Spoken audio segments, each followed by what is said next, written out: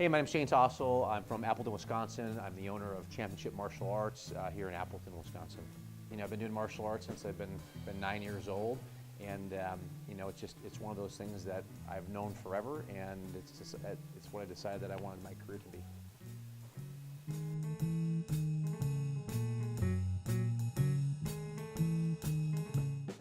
So I started my business, I was 19 years old when I opened my first school. So what had happened is when I was in high school, I was in a college prep course for English. I was not that great of a student.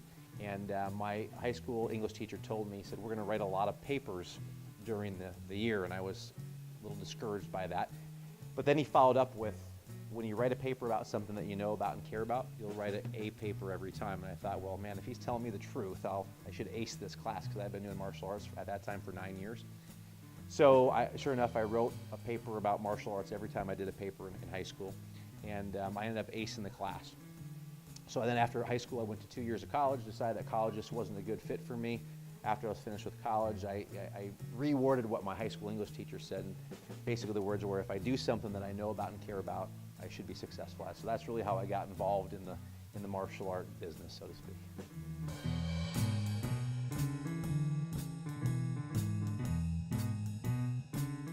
For me, my average day now is very different from what it was when I first opened the business. So when I first opened the business, it was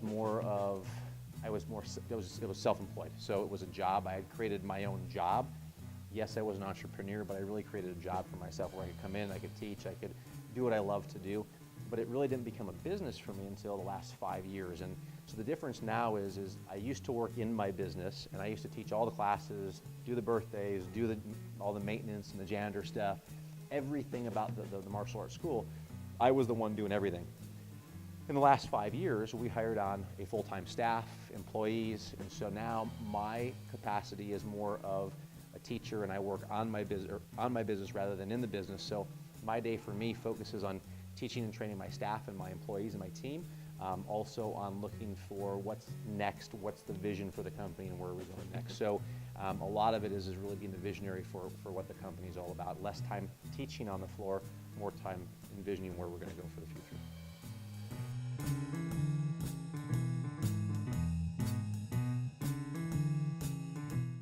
The reason, that I stayed with this business, well, there's a couple reasons. Number one, it's what I know. I know martial arts, and when you're passionate about something, it's not a job.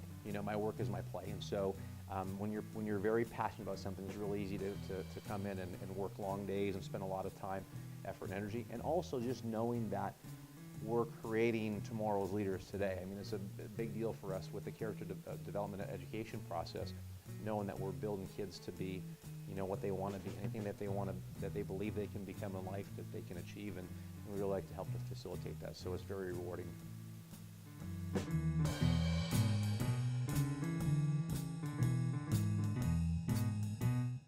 Love my job. I always tell people I don't work a day in my life because I do what I love.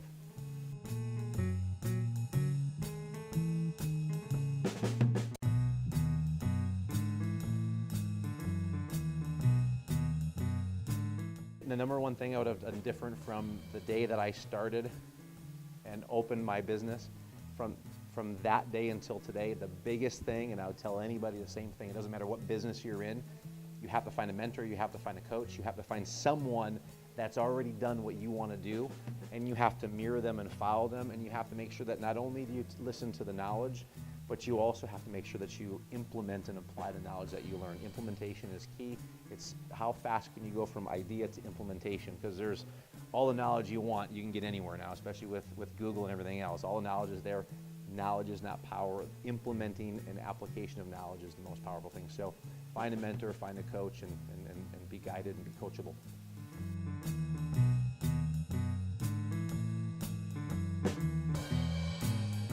Yes, I've had lots of mentors along the way. First of all, martial art mentors as far as my instructors and teaching me the martial arts specifically. But then I also have business mentors that taught me the business of martial arts, and those are two separate things. So a lot of times your art or your craft or whatever it is that you're trying to do because you're passionate about it, that's easy to do. The teaching of martial arts was easy to do.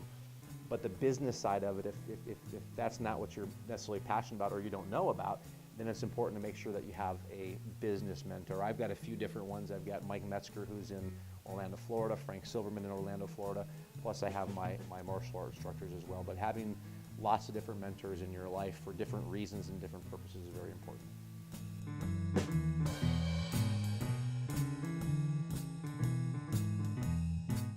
There's a couple different ways to measure success. If potential is an island, right, and you're here, how short can you make that bridge from where you are to what your potential is, right? The shortest distance you can make that bridge, that defines success. But success is measured a lot of different ways. I mean, when we have kids coming back to us and they've been training for 11 years and they're going off to college to become aeronautical engineers, that's big for us. That's huge, right?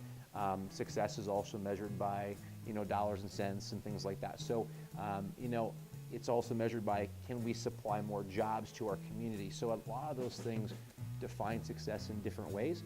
And for us, and for me specifically, we're helping kids every day. We're helping kids with their parents. We've got a team of students, instructors in our school that we're helping them out as well. So, we've been very successful at what we're doing.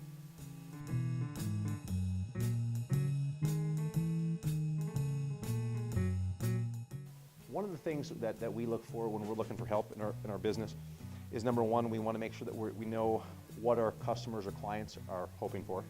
Number two, we want to talk to our team and make sure that we're always open-minded to what our team thinks may or may not be a good idea. We have to be open to those ideas.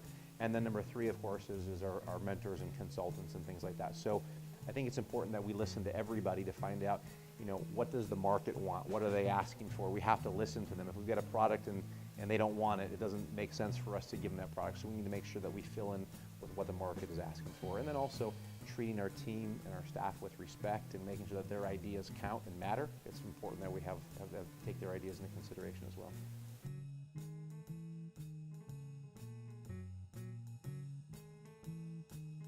Where do I see our company in the next 20 years? I think, we want to have a bigger footprint on the communities that we serve. So going from one location to multiple locations, our process is a little different. It's not to go from one location to the next because we want to make more money, because we just know that that's not the case. We go from one location to another location when we have team members that maybe an 18 or 19-year-old that wants to have a career path in martial arts, and so we can open up another location for them to, experience the same thing that I did when I was coming up and have that career and be able to move forward and continue to have more locations based on the number of people that we impact that really want to take martial arts to the next level, so we can impact and influence our community even more than we are now. And then also, outside of that, making sure that our team members are taken care of so that they know when that they're here that it's not just a job for them, but this is a career for them, and that we take care of our people so that when they retire, that they have a lot of money saved in the bank, that they're set up for retirement, that it's not just about teaching martial arts until they're 50, 60 years old and not having anything afterwards. So again, not only impact on the community and the kids and things like that, but also on our team members.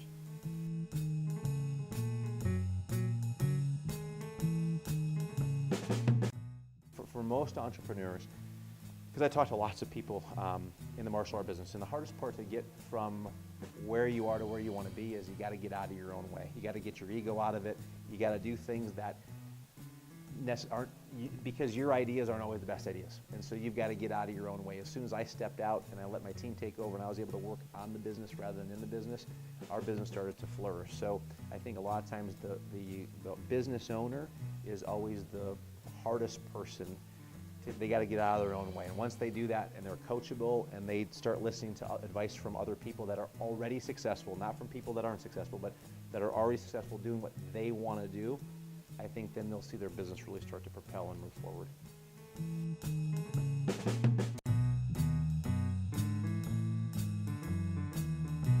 The favorite part about my job, there's a lot of things. One is as a business owner, I have the flexibility now because I do have a business, and businesses where, a business is a set of systems in place where you can leave it and it still runs and still operates. So for me to go and watch my 15-year-old daughter soccer games, my 11-year-old soccer games, and be able to have some of that freedom to go out and watch their events and watch my kids grow up, I think is a huge thing for me.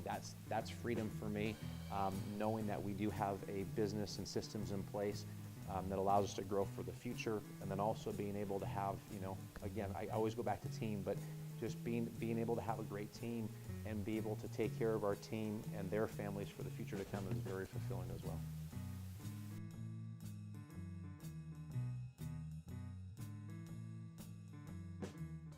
So here would be my recommendation for anyone that wants to be an entrepreneur. Number one, you don't know what you don't know. So it's important to find, my number one piece of advice is find a mentor, find a coach, find someone that's done what you want to do.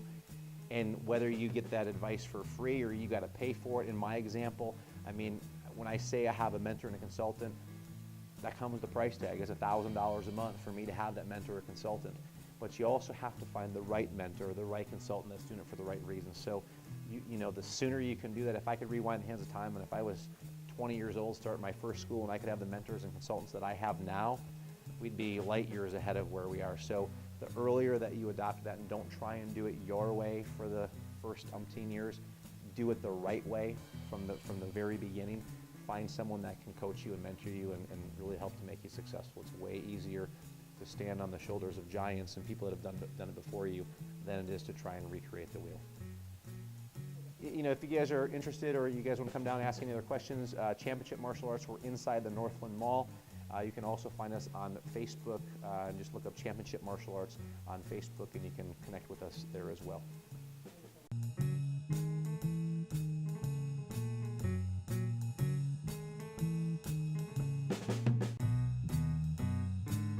My name is Eduardo Sanchez and I work at Solea Mexican Grill.